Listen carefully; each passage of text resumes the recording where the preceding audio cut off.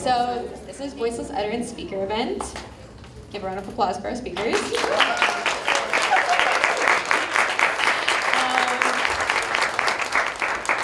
So before we start, we'd like to begin by acknowledging that Concordia University is located on unceded indigenous lands. The Kanien'kehá:ka Nation is recognized as the custodians of the lands and waters on which we gather today. Teotihuacan, Montreal is historically known as a gathering place for many First Nations. Today, it is home to a diverse population of Indigenous and other peoples. We respect the continued connections with the past, present, and future in our ongoing relations with Indigenous and other peoples within the Montreal community. I'd also like to acknowledge before we start that I feel it is critical to acknowledge that I am not embedded in the communities being discussed. I've questioned the validity of my outsider perspective as a moderator of the topics referenced this evening. I engage with this as a woman, a Canadian of settler heritage, and foremost as a student. Welcome. So the Voiceless Utterance speaker event is presented in conjunction with Chelsy Monie's photographic series, which you saw when you walked in, and the VAV Gallery's exhibition Residency. Yeah, you can clap if you remember that. It's really good.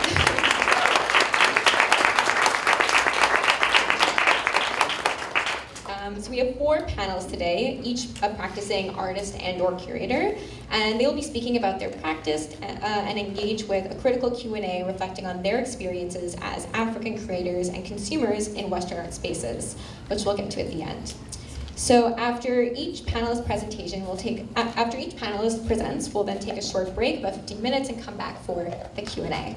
I'm gonna give a short introduction of each speaker before we start, and then we'll get right into it. So.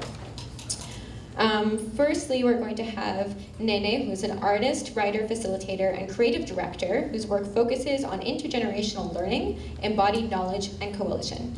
In November 2014, Nene created The Clapback, a space to informally discuss everything from pop culture phenomena to divisive political issues.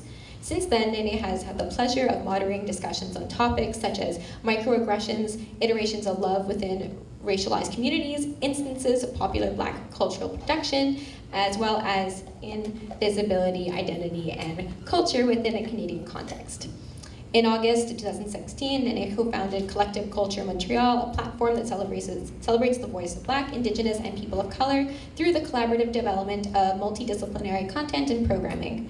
Nene's work has been featured at Writers Reads Off the Page Festival, at Articule Artist Run Center, and in Sophomore Mag. Nene's collaborators include McGill University Social Equity and Diversity Education Office, Two Hungry Children, Two Hungry Children, Womb Core, thank you. Black Love Matters Montreal, the Women Power Her Day, Soho House Toronto, and Center Never Apart, and she will be her first speaker.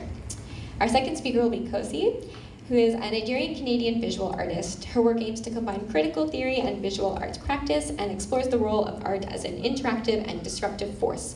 Her work has been exhibited at Studio 66,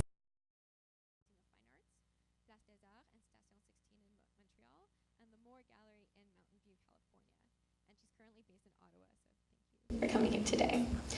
Thirdly, we will have Soukayna speak, who is a Moroccan-Canadian artist, writer, and student in art history, film studies, and French literature at Concordia University. Her focus is on the continent. Her focus on the continent of Africa, specifically on North Africa, is manifested in all of her work, and she hopes that her art prompts multiple conversations on the different identities, cultures, problematics, and histories of her homeland. Finally, we will have a presentation by Chelsy Monie, who is a communications and art history student at Concordia University, as well as an artist interested in identity and representation. Her work strives to portray ideas of reality and the mundane as beautiful and unique cultural experiences. She's also the founder of Ubuntu Talks, a platform that promotes positive representations of Black bodies in the media. Through this platform, Chelsy strives to show that Blackness is not a unipolar experience. Instead, it involves multiple layers, all of which are soft, beautiful, and magical, but also forgiving, tough, and resilient. She is also the research in residence for the Concordia Summer Research Residency, Diversifying Academia, and she produced the photographic series that you saw when you walked in as a response to the research conducted during her residency. And so the speaker event centers around issues that were addressed in Chelsy's work. So Lastly, I just want to say that the speaker event is organized by EAR, the Ethnocultural Art Histories Research Group, taking place at the VAV Gallery and as part of the VAV Gallery's exhibition Resonance, with the support of the Concordia University Faculty of Fine Arts Department of Art History and Fasa Concordia, which also helps sponsor the event. So thank you again, and no further ado, let's start.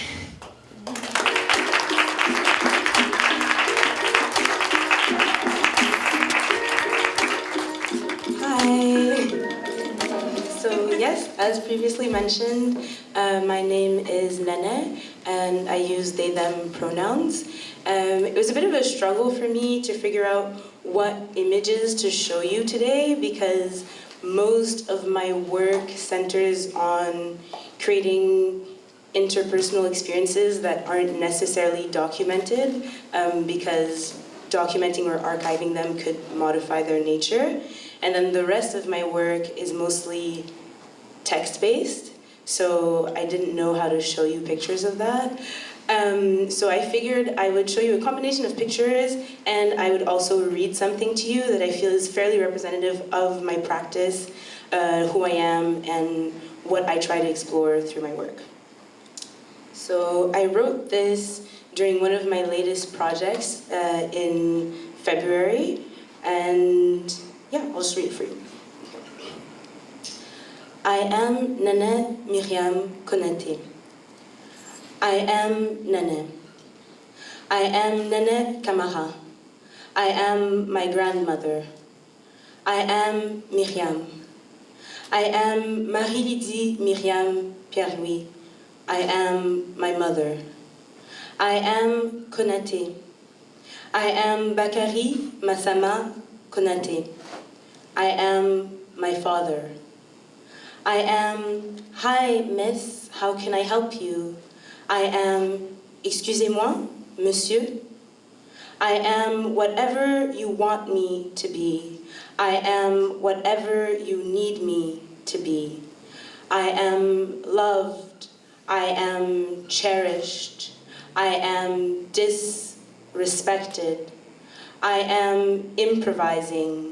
I am building on your suggestions. I am forgetting to make my own. I am confused. I am tired. I am exhausted. I am rarely the fullest version of who I want to be. I am still afraid. I am trying. I am trying to be. I am learning to live. I am still afraid. I am afraid of myself. I am afraid of my too muchness. I am afraid of my too littleness. I am afraid of my so boringness. I am afraid of my too complicatedness. I am afraid of asking you to hold me. I am afraid of asking you to hold all of me. I am afraid you will drop me. I am afraid you will drop me on purpose. I am afraid you will drop me accidentally. I thought I was afraid of you. I know I am afraid of me. I want to understand. I want to see. I want to feel. I want to heal, repair what feels broken. I want to be the one. I want to be the one. I want to be the one. I want to know it's okay.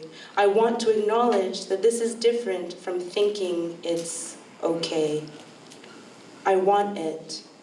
I want it. I want it. I want to know what it is.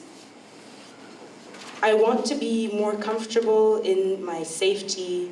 I want to be safe in my comfort. I want to be different. I want to stay the same. I want to be true. I need myself. I need all of me. I need the seemingly broken parts. I need the parts that feel wholly, wholly me. I need to laugh. I need to smile. I need to scream. I need to cry. I need to break. I need to melt. I need to live. I need to grow. I need to stop, start, leave, come, go, wait. I need to wait. I need to wait. I need to wait. What am I waiting for? I require care. I require tenderness. I require patience. I require love. I require abundance. I require passion. I require time. So much time.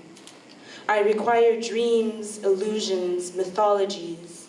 I require tales of triumph. I require truths. I require stories. I require something more generative than devastation. I require something more sacred than promises. I require actions. I am Konate. I am Bakary Massama Konate. I am my father. I am Myriam. I am Marie-Lydie Myriam Pierre-Louis. I am my mother. I am Nene. I am Nene Kamara. I am my grandmother. I am Nene Myriam Konate. So that's a poem that I wrote during a residency I did this winter, where I was kind of reflecting on my work and what makes me gravitate towards other people, and quickly realized that in a quest to be more honest with myself and to be more honest about what it is that I need and what I'm seeking, I reach towards other people and try to build community through my art practice. So I'll just show you like a few things that are part of my practice. So the clapback, as mentioned earlier, is something I started in November 2015. So this is actually the first ever poster for the clapback.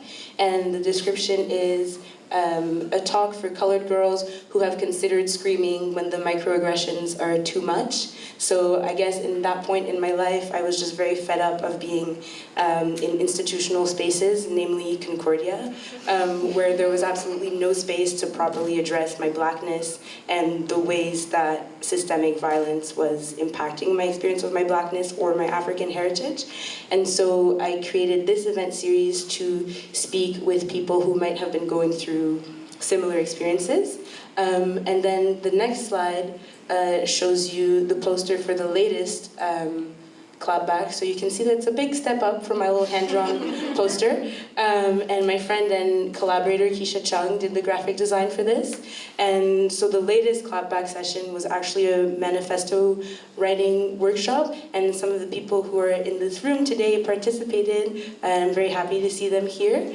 And essentially, I think we can see the progression in the sense that the first clapback was more happening in reaction to an environment that I was existing in, whereas in the latest one, I was just trying to manifest something positive regardless of what was surrounding me and not waiting for people around me to give me the things that I needed. Collective Culture Montreal is also an integral part of my practice. So it's essentially a platform that celebrates the voices of Black, Indigenous, and people of color. Our first ever event was a 3-day festival in August 2016 that happened at Never Part.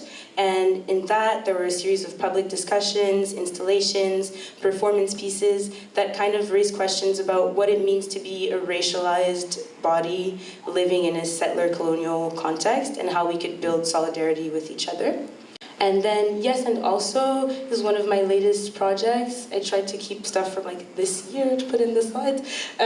So this is the residency during which I wrote the poem that I read earlier today. And yes, and also was inspired by improvisation and intersectionality, and it raises questions on how we can build on affirmations and push them as far as we can.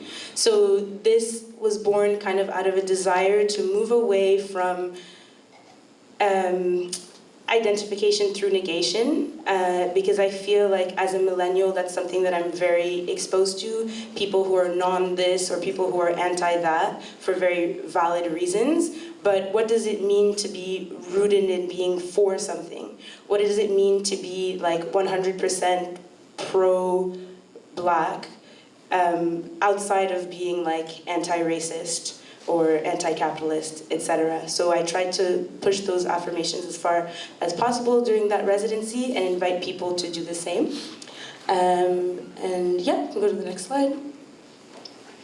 And this is a picture from my residency, me looking 100% staged and not organic the last day when we needed to take pictures to document everything. But this actually happened the day after something that was way more organic, when my friend B. Heinzman Hope came to facilitate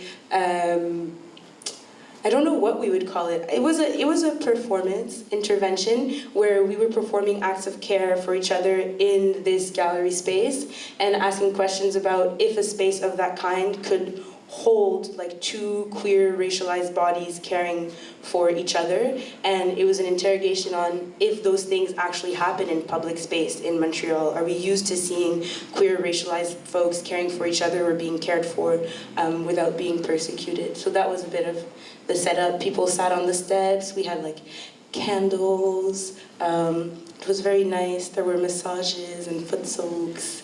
Yes, and then this is part of the text that was on the wall. There was a larger poem inviting people to participate in introspection and to push that into action as they entered the space. And so some of the questions on the wall were also, who even are you? And perhaps most importantly, who do you think you are? And that was also to get people to engage with the idea that when they're entering an art space, they're making very specific demands of that space, and they're also contextualizing themselves in a specific way, thinking that they have some relation with the art that's being presented. And so what happens when that relation is destabilized and you feel as though you have no relation, or that a large effort on your part is required for you to continue to exist in the space? And it was made in reaction of people making heavy demands on racialized bodies, and trying to see what happened if like the Black African body was asking you to do something as opposed to you asking for something. And Kosi, who is sitting next to me, was one of my special guests during my residency, and we actually had an event where Kosi came and talked about her practice. We also talked a lot about like the politics of names and what it means to have like a recognizably African name in, I mean, I was going to say a Western context, but we spoke specifically about being in Ottawa and in Montreal and what carrying those names meant, and how it has been a journey for both of us to learn to love and embrace our names and our full identities. And we can go to the next slide. And then this is something that happened this weekend.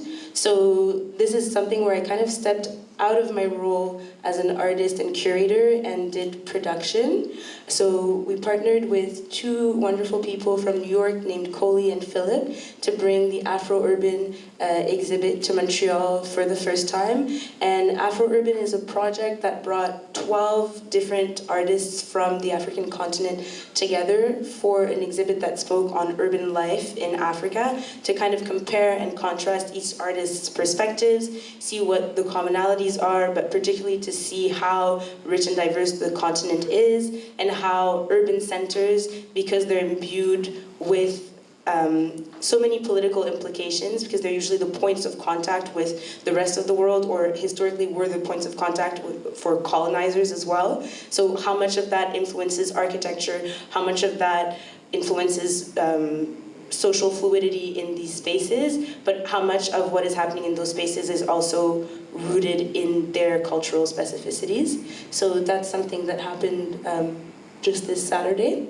And yeah, and we can just go to the next slide. I don't even know Yeah, and if you want more information on my practice, you can check out my Instagram and Collective Cultures Instagram. And a lot of the projects that I spoke about today are on like my story highlights. So if you want to get a better sense of what that was like, there's like a very long story highlight for Yes and Also. So if you have time, check that out.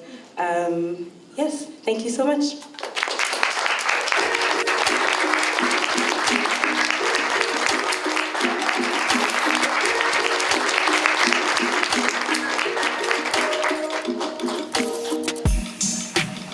So my name is Kosisochukwu. Growing up in Gatineau, whenever it was the first day of class and the teacher was going through the list of names, they would stop at mine and kind of, hesitate and start getting stressed out, and I would automatically raise my hand and be like, that's me, just don't even try, don't even bother. And my name, Kosisochukwu, actually means as it pleases God in Igbo. And it's an absolutely beautiful name, and it took me years to love it. And it really symbolizes a lot of my feelings with regard to my identity, to my art, and how I've used my creative practice, my art practice, as a way of really coming to love all these aspects of myself. I don't know how many people were at Thelma Golden's presentation at the Musée d'Art Contemporain. When was it? Do you remember?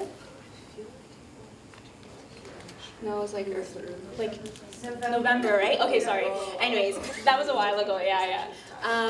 But it was an amazing presentation, and one thing that she did was she rooted her discussion on her curatorial practice, her creative practice, in her childhood, in the roots of her family, and really just weave this narrative and this story that made you really understand her work in a new sense, in a new way. And that's what I wanted to do today. I think one of the things I've learned through my career as an artist, but also as a policy analyst, I work a lot with Indigenous communities. One thing I've learned is that you need to always keep in mind your own positionality, right? In whatever you do. Always keep in mind where you're coming from, because that always colors every single aspect of your discussions, of your interactions with people. So what I wanted to do today with my presentation was to root it in my own childhood, in my own positionality, and I want to start with this. This is a photo of me at 5. And I think that would be the beginning of my journey. So I moved to Canada from Nigeria when I was 5 with my siblings, who are both in the room right now, and my mom. So my mom moved from Nigeria with 3 kids under the age of 8 to a new country with no family there, and that can already give you a sense of what it was like growing up. And we moved to Gatineau. So initially we had moved to Ottawa, and then we ended up moving to Gatineau, and that should also give you a sense of what my childhood was like. I grew up with a lot of internalized racism, and it's something I struggled with for years. It ended up being a lot of self-hatred when I was growing up in high school, and in talking about my creative practice, I really do have to start there, because that was the genesis of it all. And I remember talking to someone about, they always ask the same question, like, when did you start art? Or like, when did you start taking it seriously? It's always the same questions. And I would sometimes be ashamed to say that, I got to university, I got lost in my first year of university, I didn't know who I was, and I had to find a way to root myself, and I chose art.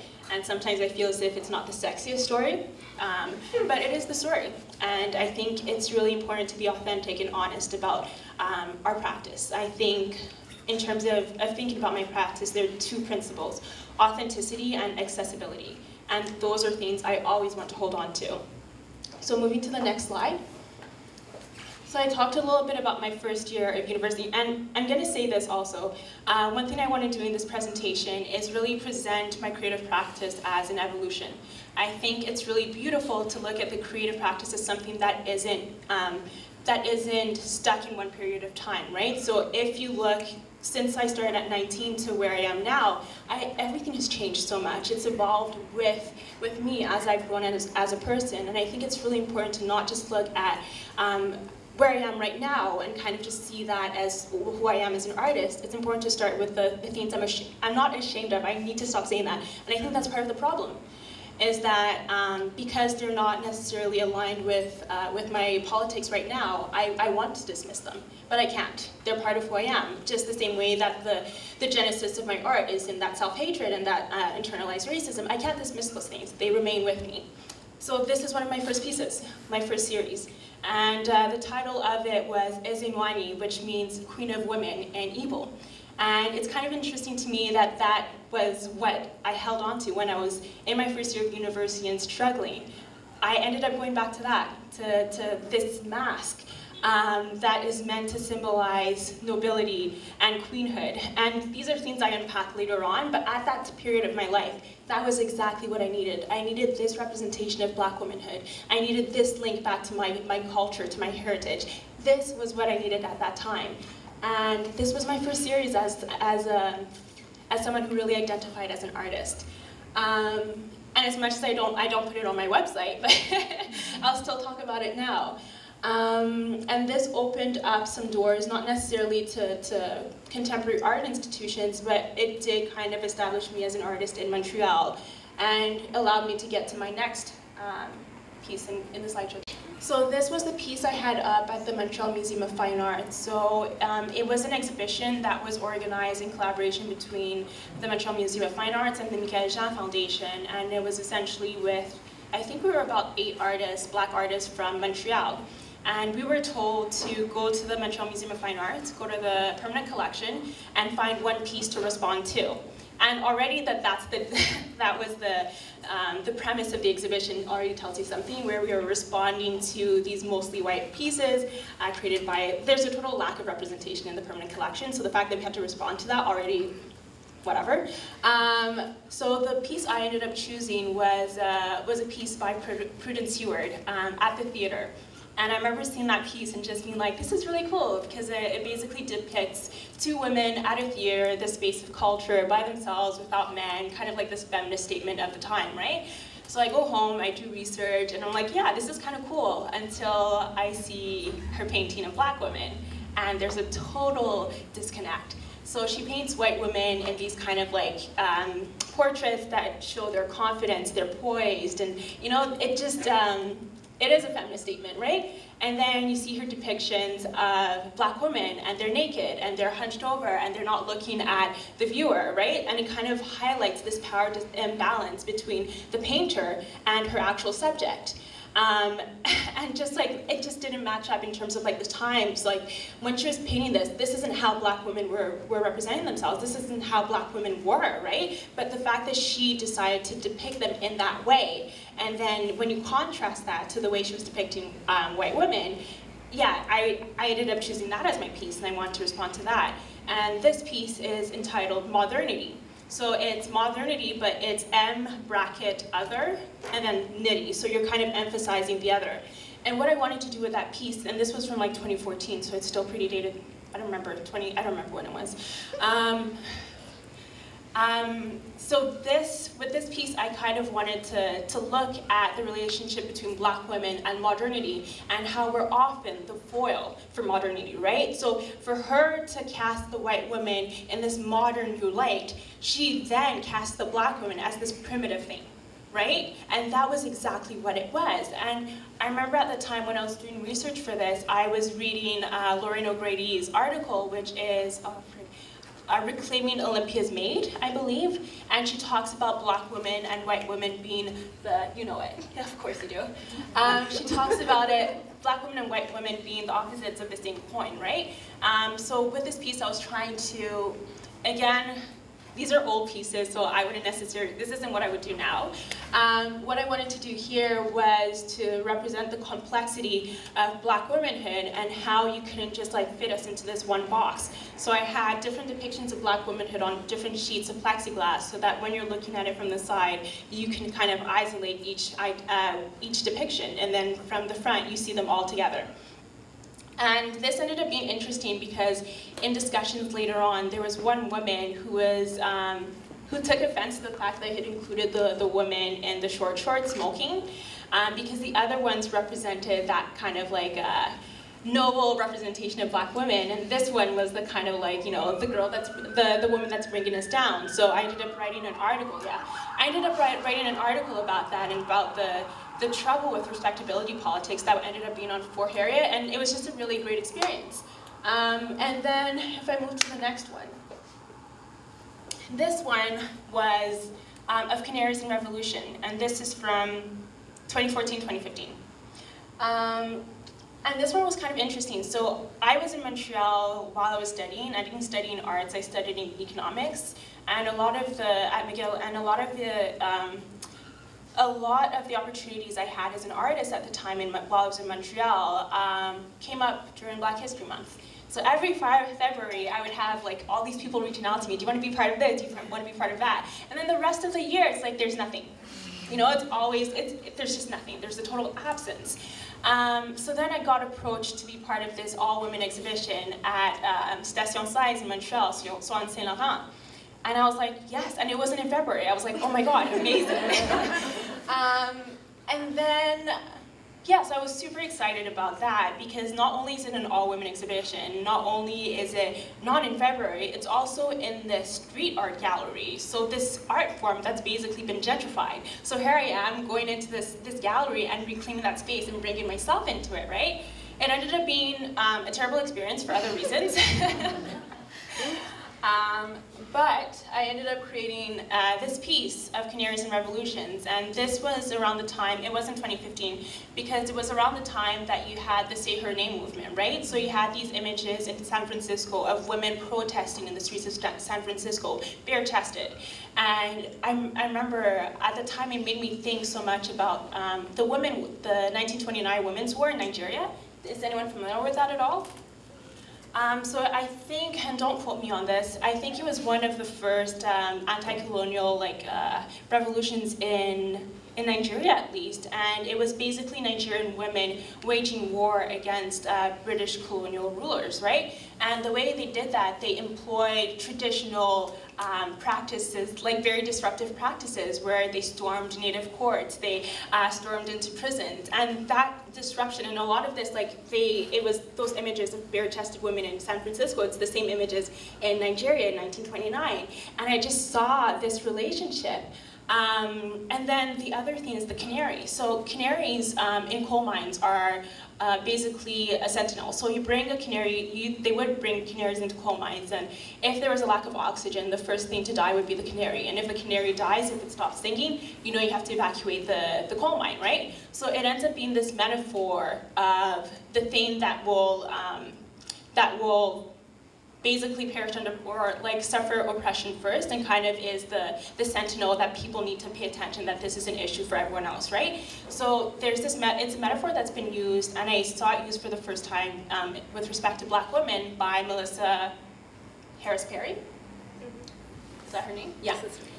And she compared Black women to this canary in the coal mine because we're often the first ones to suffer under oppression, right? And then that kind of gives you an alert that, there's something wrong in wider society. You guys need to be paying attention to this. So there are comparisons of canaries in coal mine for Black kids and education systems in the U.S., Black people and police brutality. The list goes on, right? But at the same time, I found it fixated Blackness in this area of being always the victim, right? So what I wanted to do was to kind of switch it around.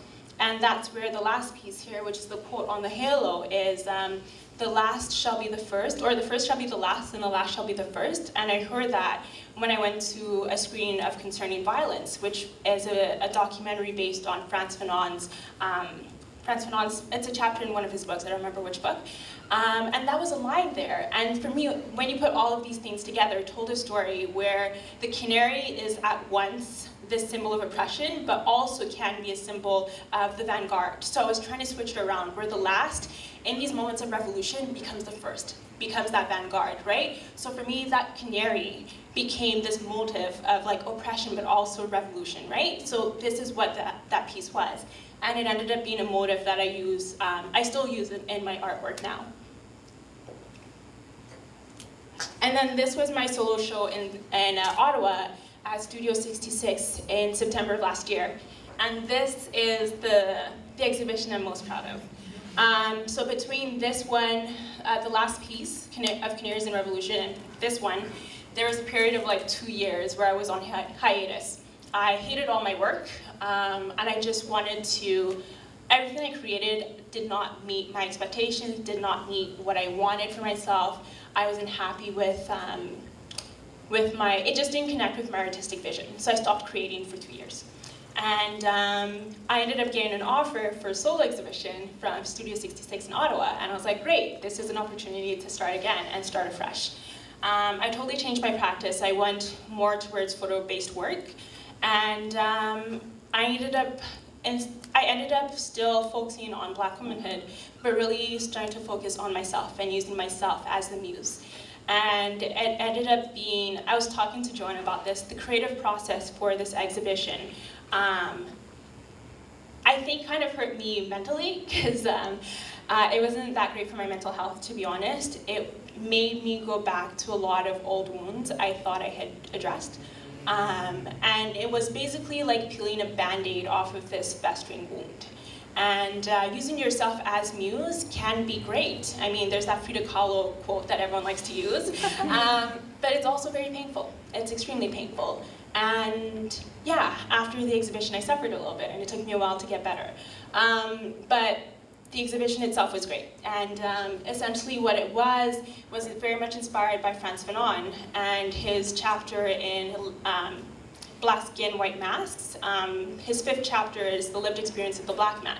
And essentially in it, he kind of weaves this narrative, and it's very kind of, it's a very visceral account of racialization and the lived experience of the Black man. So in some parts, he's very almost visual in the way that he describes how racialization and the process in which the Black man becomes the Black man is this kind of violent experience, right?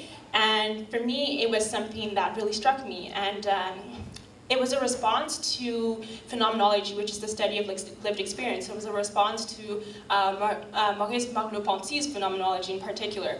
And I ended up doing a lot of research on that, and one thing, I remember talking to a friend of mine about Frantz Fanon, and she was like, a Black woman, and she was, don't even bother talking to me about him, because he totally dismisses Black women.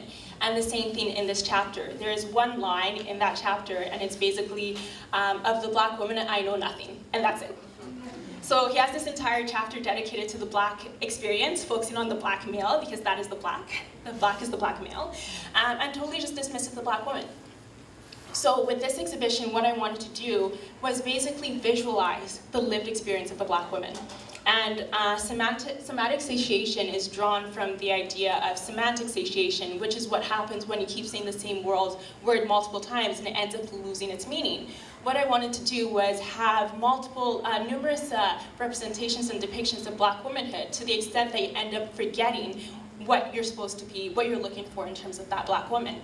This one, for example, is just, the title is, All the Women Are White, All the Blacks Are Male, but Some of Us Are Brave. And this is a quote from, I think, an article, or the title of an article. And essentially what I wanted to do here was to show how when we talk about Blackness and we fixate on the Black man, and when we talk about womanhood or feminism and we fixate on the white woman, we end up erasing the Black woman altogether while still speaking for her, right? So this is a photo of a Black woman, right? Black woman, but at the end of the day, she's still not there. And what I wanted to do was to kind of highlight the importance of intersectionality and taking these things, taking a Black feminist approach to Black womanhood, because if not, we're constantly erased and people will speak for us. We'll say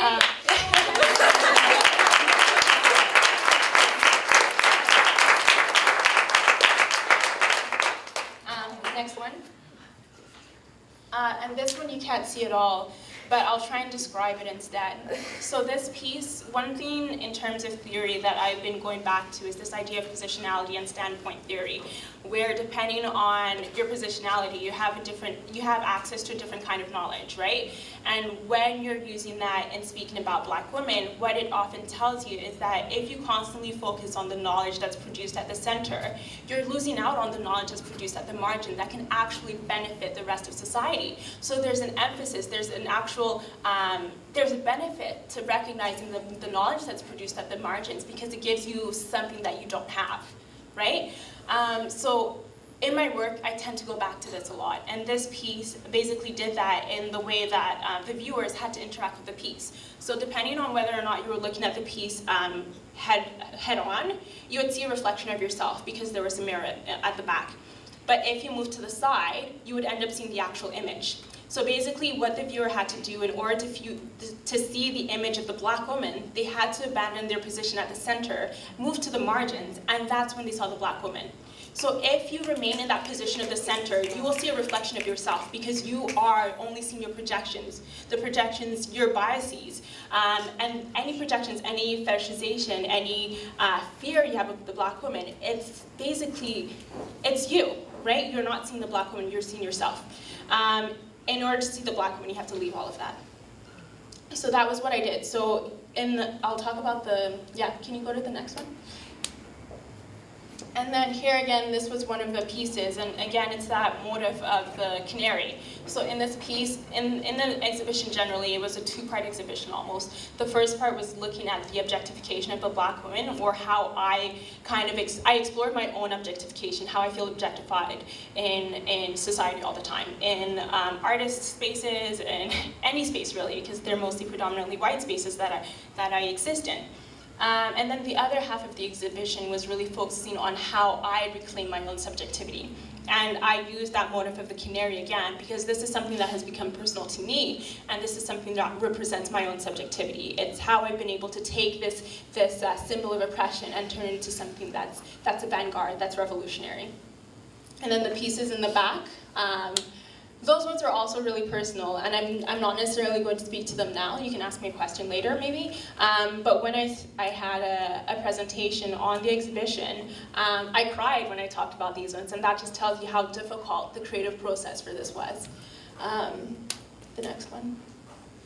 Okay, so a little earlier this year, I created a manifesto for my arts career, and it reads, "The comfort of white people will never come at the expense of black people feeling welcome and represented in a space that I occupy, nor my desire to approach challenging and difficult subjects with raw honesty."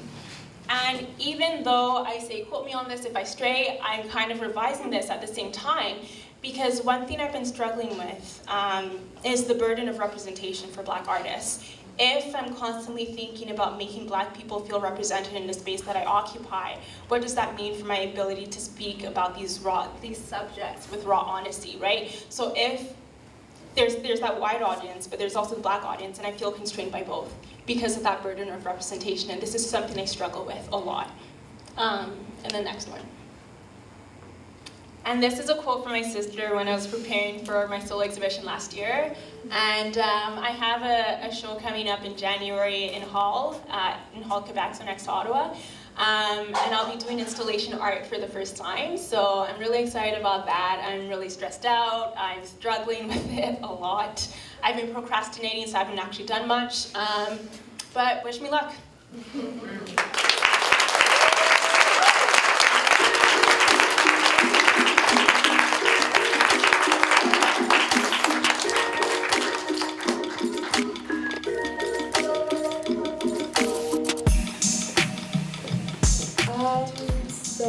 Hi, my name is Soukayna. I'm, as I mentioned, writer, artist, curator, art historian, and I also study film and French literature. So I don't really know how I would define my practice. I think there's a lot of subjects that the two of you actually spoke about that really were very personal and I could identify with. And just like an homage to Nene, I'm gonna start with one of my poems also because I just feel like it fitted the, okay. So it goes along with, I think one of the themes that goes along with, I think, all four of us is the aspect of identity and our different intersections that come with it. So there's, yeah. It's in different hands and different souls that I live in, carried by the woman who before me carved the curves of the mountains that have birthed my mother, and her mother, and the mother of my mother's mother. When I hear the adhan, it is them that I hear singing, a choir so soft and gentle with the effect of 1,000 lightning bolt kisses. I live with the gift of their strength, and kindness. When I share myself with you, it is them that speak through me. I am only their legacy. So, yeah.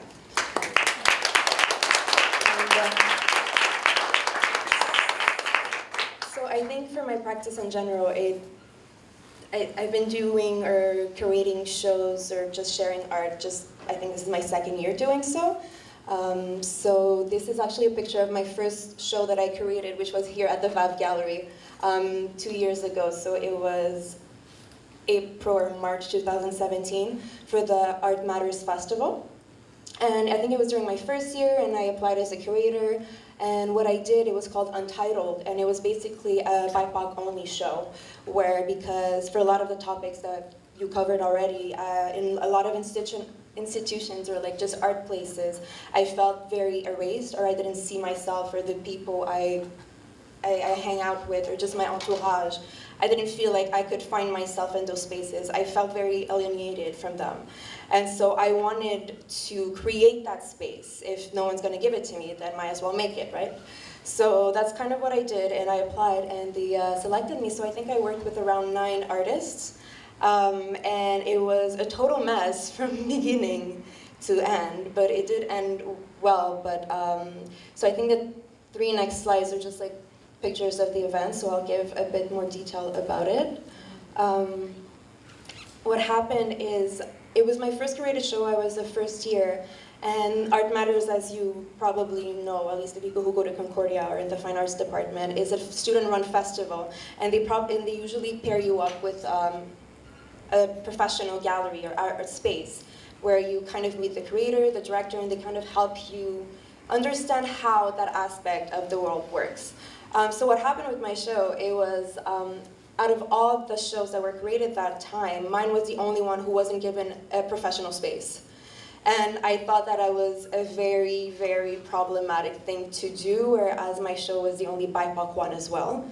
And I remember talking about with the people on the team, and they did mention that my show was the first time in 15 years that had artists of color or Black Indigenous artists in the show, or even in the VAV Gallery. So I think it's pretty impressive that we're here today as well. So there was, before all the name of the artist, this is Florency, who's an amazing artist who goes to Concordia as well. Before was SOIRMTL. I had Alexandra, who is going to be at SOIR Festival, the one in Petite Patrie, I think, in August. And you can just put the next one, please. And this was by Ray Vilches, sorry.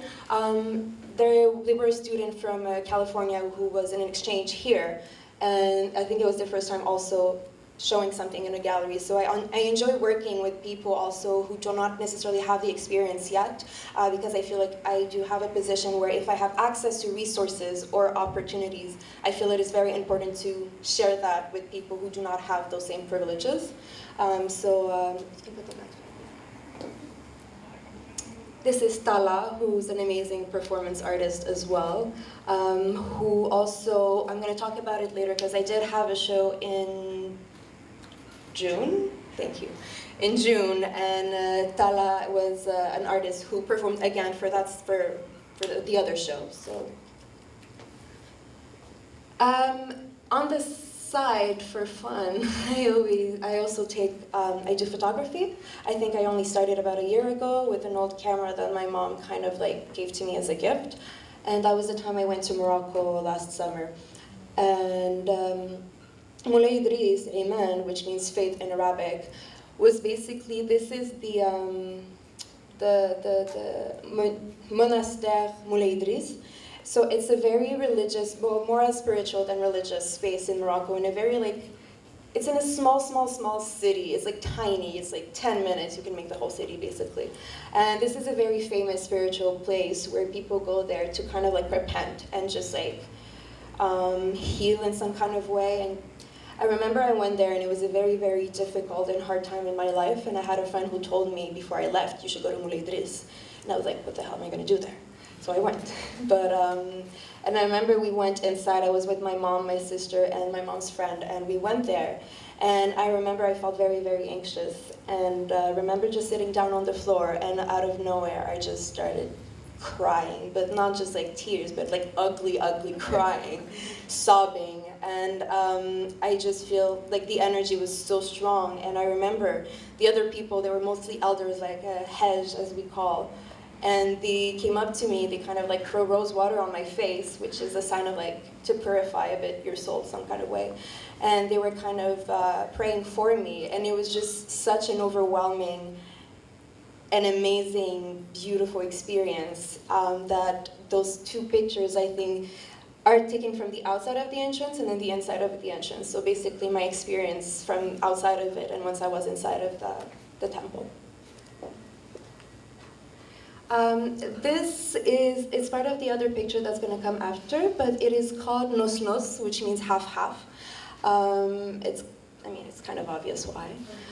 But it's kind of, I think that while I was on that trip and I wanted to take photos of my country was because I feel like Morocco is a very touristic city, and I feel like a lot of the images that you get from there are very curated in the sense that they only want to show the pretty Western touristic side of it, but that is not my reality or any actual like natives' reality, and I think that applies to a lot of African countries as well, where you see all of those like Instagram like accounts where they're like, oh, go to this place and this place, and like, to be honest, most of these places are owned by Westerners and not the actual locals, so that is already problematic on its own.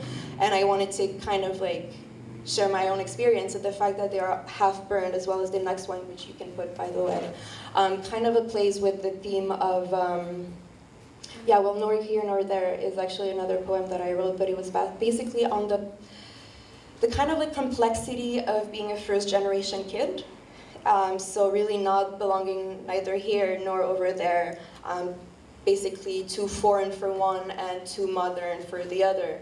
Because when I'm here, they're always like, oh, so you're Muslim, you're Arab, you're this, you're that. And when I'm over there, you're like, oh, you speak English, you're too American, you're too this. And like, I don't really fit in any of those completely.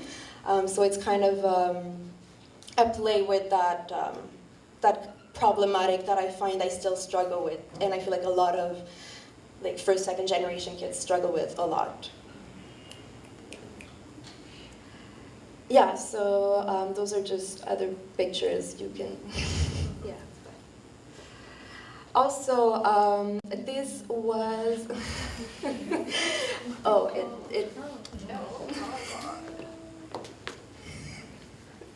so basically the picture that was just there is the one from Diaspora. It was an event, it's a platform here in Montreal and Toronto as well, if I'm not. Montreal. Just Montreal, okay, they're here. So it's a platform here in Montreal. It's basically from for the African diaspora in the city here. So what they do is, we do, because I'm part of the team as well, is that we plan events and shows and try to kind of like gather spaces where the African diaspora here can find other people that they can relate with and like share their experiences. And Diaspora Speaking was for their second year. Thank you. It was for their second year, and I was not part of the team yet. I was invited as a speaker and as an artist. That's where I showcased my photos for the first time. And on the panel, we did talk about experiences and identities and the way that we kind of work around that and how we express it through our art forms and just like projects. So this is just a picture of one of the events. So it's called 2 Words Apart. So basically bridging the gap, which goes with what I was saying between being like half here and half over there, and how can we reconcile these two identities that are both very valid as well. Basically, this is my book that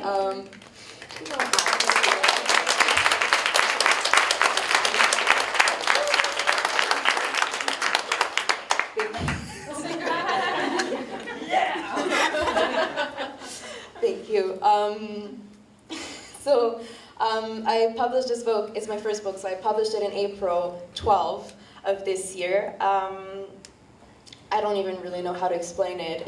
It's very, very, very personal. I feel like, as you were saying about 2 of your pieces, when you talk about it, you get very emotional. This is what this is for me. So it's basically a part of my soul from the last 5 years that I have collected and selected pieces of. I mean, it was kind of a healing process for me, and this book was the final stage of that process. To publish it was, to me, that I moved on from my past traumas, experiences, and that I could rebirth and stuff? Yeah, thanks. So I can't, I'll try to, wait. I know I can't. I can't say. Anyways, so it covers the themes of identity, trauma, home, lust, a lot of mental illness. It's something that is very also personal, but I kind of wanted to share all aspects of my being in it. And so some texts are as old as 2012 maybe. So it is really, it's something that I've been working on for a while, and the kind of like the kick that pushed me to actually publish it was that last summer, 2018, no, this is summer 2018, 2017, I was approached by a very good friend of mine, Sundus, who was creating one of her art shows for her master's degree. And I remember we were talking about our own experiences as artists, as a brown woman, as Muslims as well. And I remember talking to her about my experiences and how I would like to share a very specific text with her. And I remember sending it to her, and I think she replied in 2 minutes after, and I have never received a reply that fast by email, to be honest. And she was like, well, I knew there was a place for you to hear. And so that was the first time I performed one of my very personal pieces, and I think the amount of feedback and love and support that I got after that was kind of the push that I needed to actually like, hey, time to make something with it, and time to create and share who you are, who you were too, and who you would love and strive to be. And I think that's kind of like different layers of identities all gathered together in this little book that is available at Indigo Brassard, by the way.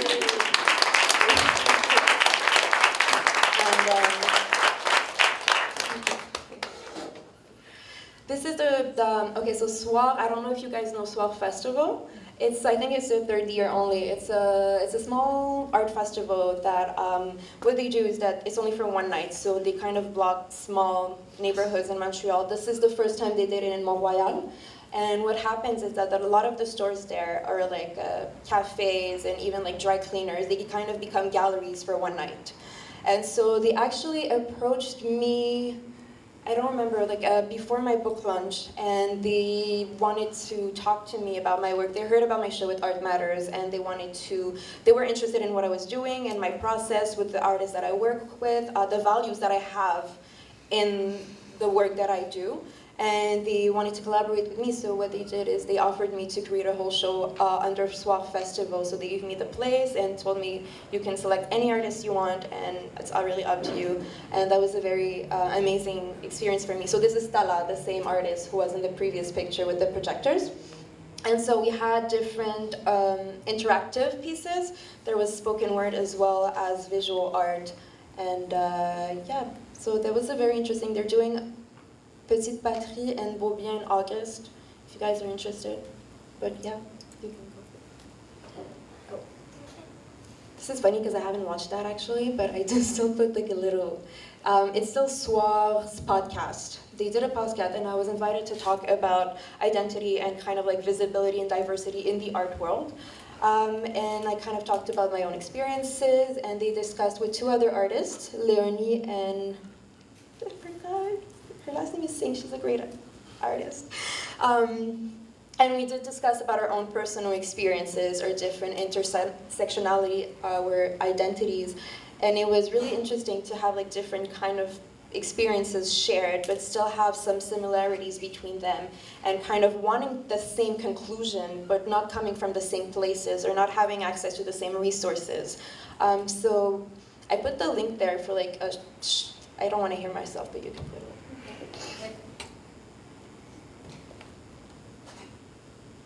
For like 3 seconds. It's in French, by the way, and it's on YouTube if any of you actually want to. I didn't listen to it. Ce serait intéressant comme concept.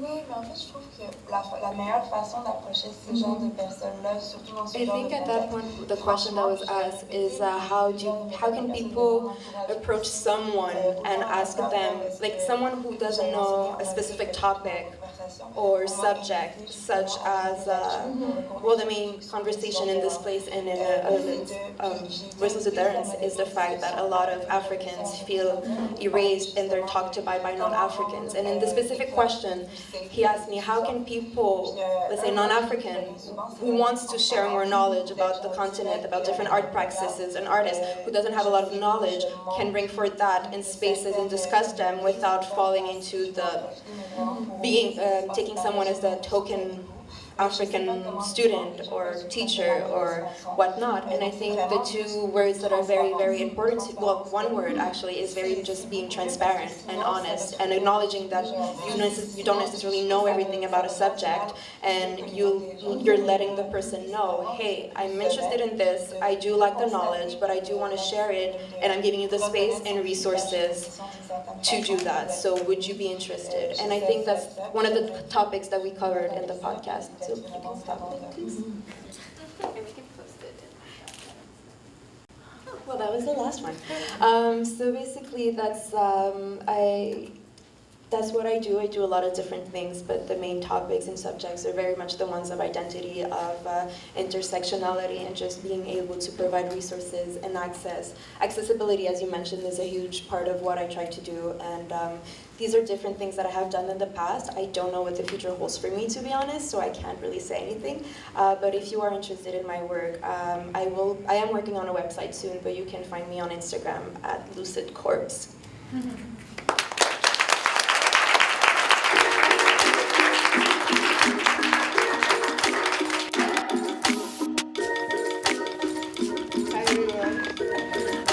So before I begin my presentation, as you can see, I put a blank slide because I'm very good at PowerPoints. So as Kim mentioned, my name is Chelsy, and as people in here who know me know, I am moving away. I'm leaving Canada finally, and I am moving back to Africa after 5 years of being here. So this event is really my last event in Montreal, and it's really my chance to say goodbye and thank, not the city, but thank the people in the city for giving me these experiences. So thank you all for being here today.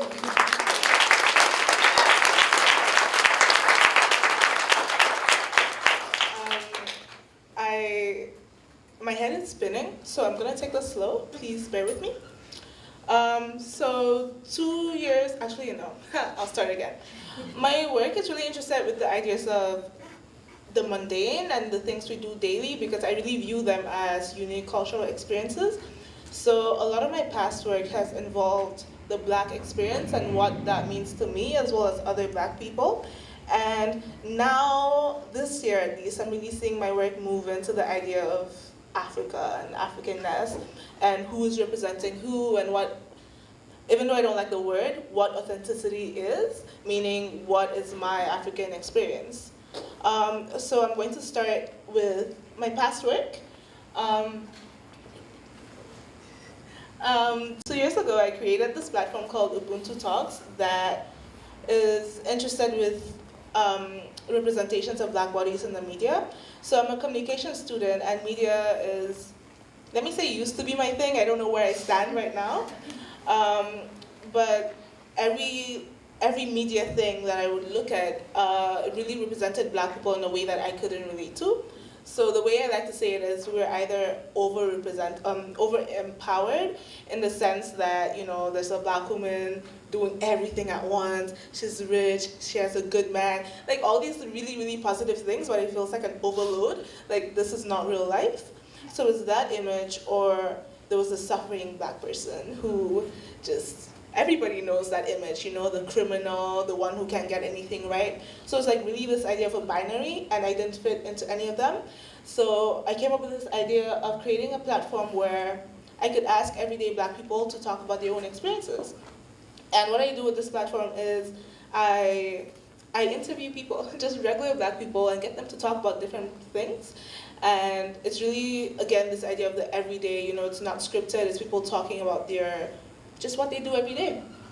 And last year, I had my first ever exhibition called Being. So Being happened last summer, and it explored the body, the skin, and the hair of Black individuals. So in the first part, which is hair, in hair, also Kosi is right, like the images look very different on the screen. But hair explored the idea of a Black woman getting her hair braided. I think to us it's very much an everyday thing. It's like I'm gonna cancel my schedule for a whole day to go get my hair braided. But we don't necessarily realize what this ritual is and what it means to other people. As most Black people in here know, when you want to do your hair and you have to tell somebody, I am not free for the whole day. And it's very hard to translate that to someone and explain what exactly you're doing. So with hair, I was coming into this sacred space between the hairstylist and the person getting their hair done, and really looking at it from a new perspective as, again, a unique cultural experience. So I have a few pictures from hair. Just keep going. I think there's 4 again. So these are all images from hair, and I really took different parts of the experience to showcase, because again, I don't think everybody knows what these things mean. So for people here who don't know what this is, sometimes when we braid our hair, you have to burn it with a flame to seal it and burn up the loose ends of the braids. And just an example, I was working with a team of people, and the photographer was a man. And when we started burning the braid, he had no idea what was happening. And this is a Black man, he was so removed from that experience. Maybe he thought we were gonna burn down the house. But, and then with this image, I'm really trying to show that between the hairstylist and the person getting their hair done, there's this bond that is emphasized by the hair. I don't know about other Black people in this room, but whenever I go and do my hair, there's certain things that are exchanged between me and the stylist that I wouldn't necessarily say outside of that space, which again emphasizes the idea of this as a cultural space. And then in the next image, we have skin. Skin, which was the second part of Being, really looked at Black skin care, again, as another cultural experience, because as Black people, I find we have all these different products that people may or may not know about, that we mix in our kitchen at odd hours of the day. It's like in this image, for instance, we have Black soap, cocoa butter, shea butter, I can't really tell what, almond oil, coconut oil, beeswax, and a whisk and a spoon, because we really take it to the kitchen and mix all these things. And again, sometimes it's weird to explain this to somebody, because some people literally just go to the pharmacy and get Vaseline. That was not shade, by the way, I'm sorry. And in the next image, so with skin, I showed people skin, and then there was the image of the products that they use to really give the idea of this is a Black person who goes through all of this to get their skin looking flawless and glowing. Yeah. And then the next part is body. And in body, I was really looking at the idea of body policing, and just the idea that our bodies belong to us, but there's so many people, even those close to us, who feel like they have the right to tell us how to use those bodies and how to dress those bodies. So with bodies, I was looking at people who defied that idea. So for instance, this is a friend, Shanice, and a few years ago, I want to say a long time ago, but I'm not sure, somebody told Shanice that her lips were too big to wear lipstick. And now Shanice wears lipstick every day to defy that act of body policing that this person really didn't even have to say. And then in the next image, we have another friend, Nayoka, and as you can see by the quote, you should do sit-ups to flatten your belly. So here we have an image of Nayaka not doing that and eating ice cream and loving their body. And the next image is Anais, who's a good friend. And the caption says, also I'm so sorry, I can't really see from here. Thank you. Yes, Anais, you'd look amazing if you had cute little boobs, which again is really just something you don't need to be saying to people. Let's just spread love. But so this is what Being was, and it started last summer, and it was really my first artistic project, and I oversaw everything from like booking the venue to promotion to creating the work, and it was very much a let's do it moment. You know, I wanted to create this thing, and I was like, okay, who knows what's gonna happen? And it was great, and I really find that this is why I'm sitting here today, being able to call myself an artist.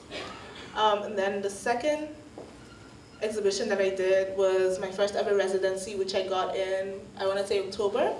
So during Black History Month this year, myself and 7 other Black artists presented at an exhibition called Symbols of Resistance. And it was a residency put together by a Black woman and her friend, and who is here right now, so shout out. And it was a great experience to be paid to make art. Wow, what a concept. So with Crowning, which is the name of this piece, I still haven't decided if it's 1 piece or 6 pieces, please forgive me. I was really looking at head wraps as something that Black people wear, but also questioning why we wear them and how we've gotten to this stage with head wraps. So based on my research, I found out that, well, I already knew this, head wraps really originated in Africa. And a big question I had was, how did they get from Africa to North America, to like every part in the whole world, on the bodies of Black people? And how can I show that idea of travel and location in my work? So I used a few technologies from geography to represent these pieces. So I'm just going to describe it a little. The work is 6 wooden panels, and the Black woman is me, but it's not really me. I blacked out my eyes to really remove myself from the work and present a Black person, because the eyes are really, not to be cliche, but they're the windows to the soul. So by blacking my eyes, I really wanted to take away my personality from the image and just, again, represent a Black person. And there's grids on the wooden panels to give this idea of a map. You know, whenever you read a map, it's lines of longitude and latitude, and they have degrees, and those degrees mean different things that I don't know because I'm not a geography. And within the head wrap, I etched, that's the word, I etched these lines, which are called topographic lines, and they point to different locations and the idea of relief and land. So when you look at a topographic map, the lines call to things like mountains, ridges, valleys, and again, this is the idea of location. It's very abstract in the sense that I can't actually give you an actual location of where these things are, but there's still that idea of location. And for Crowning, as with a lot of my work, I like to bring in other people. It's great to like have the agency to say I'm an artist and what I say goes, but I also want to have different experiences. So with Crowning, I did a few things.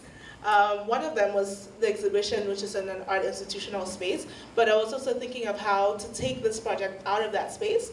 So one thing I did is every day in the month of February, I wore a head wrap as a challenge and a way to explore my relationship with head wraps, and just to see how that relationship would get influenced after wearing them for a full month. It was a challenge, and I can't really wear a head wrap now anymore because I lost practice, and I'm kind of embarrassed by that. But it was a lot to do with, and I found that after a week of doing it, it just became part of my routine. You know, I didn't really have to think of tying a head wrap; it just kind of happened. So it was really interesting to do that, and I invited photographers from around the world to join me in Crowning and just to submit photos of people with head wraps that they took. They had full creative agency, just as long as there was a head wrap in the image. So right here in the first image on the left, it's from Texas. It's from a photographer whose name is Kevin Feitz. And then in the second image, we have a national treasure who's here right now. And this is Glozy, who was shot by a photographer in Montreal. And then in the next image, we have a photographer in Mauritius. And I had photographers from London, Congo, and New York. So I think I worked with 5 photographers in total, many of whom I found on Instagram, so yay Instagram. And for the last part of crowning, I launched an archive. And the reason I launched this archive was because I find as Black people, as Africans, as people of color, our histories are not documented as they should, and we're not really granted the space to document ourselves. So with my work now, I really want to document things so that in the future, people can look back and know that this happened, but also be able to cite it. I know whenever, because I'm a huge academic, but whenever I'm trying to do things in school, it's hard to find things that are not Western, are not white, are not European. It's very hard. So I'm getting into the practice of recording things so that they're more accessible to certain people who are not white or Western. So I created this archive. Next slide, please. So the archive, very interesting. I invited people to wear a head wrap on the 28th of February, which is the last day of the month, and post an image of them with the head wrap on Instagram using the hashtag Ubuntu crowning. And just to say, this was all Black people. I invited Black people to do this. And what happened when they used that hashtag was the images are automatically added to this archive. And it's an open archive, meaning that if you want to remove yourself from it, you can do so at any point by deleting the photo, making your account private, and removing the hashtag. And the archive is still up. These are just screenshots from the day of, but it's still up, and it gives people a chance to look back and know that this day happened. It was very interesting to see people from all over the world participate in my project, even though it really started as something in an art institution that certain bodies could access. So I have a few screenshots from that still. And the next one. So these are just the different people that participated. And the next slide, please. And today we're here because of Voiceless Utterance, which is my latest series. And Voiceless Utterance is right behind everybody, right there. So with Voiceless Utterance, it's happening in conjunction with this speaker event and my residency. So for my residency, I'm really interested in the idea of Africans as producers and consumers of their own art. Being in art history, there's this idea that Africans don't know that they produce art. I don't know what people are saying, but that's what we see. So there's a lot of experts, quote unquote experts, writing about Africa, but removing Africans. And in that sense, I see parts of me, but I don't feel heard. And it's experiences that I can't relate to because I'm not being allowed to speak up about them. So my work is really pointing to that idea and using Venus, who is a classical European image of femininity. And Venus is like, I want to say the perfect woman, you know? And Kosi earlier spoke about Olympia and Olympia's Black Maid. And again, in that specific painting by Manet, right? Yes. In that specific painting by Manet, we have a naked white woman on a bed with her Black maid giving her flowers. And a lot of people who have written about this piece focus on Venus, focus on Olympia, and no one speaks about the Black maid because who knows, you know, like she's unseen. So I wanted to take that image of the reclining Venus and play with it, mess with it a bit, like remix it, and put Africans in that space. and really show that when we go into all these exhibitions about Africa, that they're curated by non-Africans. We have this idea of the exotic person lying down with their body there for consumption, but we don't care about what they have to say, which is why I removed the mouths from the models. And it really gives us the instance of, I'm looking at this and I love looking at this, but there's something missing. It's this idea of cognitive dissonance, where we're both attracted to the work and repelled from it. And with this and my residency, I really want to, and this event as well, I really want to position Africans as the voices for their own work and stop letting other people talk for us. And that's why I have these beautiful panelists here today speaking about their own work. It's not really to say that our work as Africans is similar, but it's more to highlight that our work is there, our work is important, and we're speaking, and it's high time that people listen to us.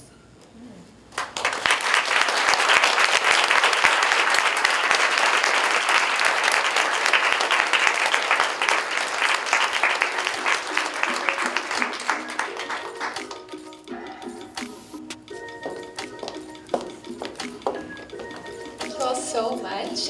We're going to take just a 5-minute break because we are running behind. If you want to take a quick look at the photographs or grab a drink at the back, and then we'll do a Q&A session. So 5 minutes.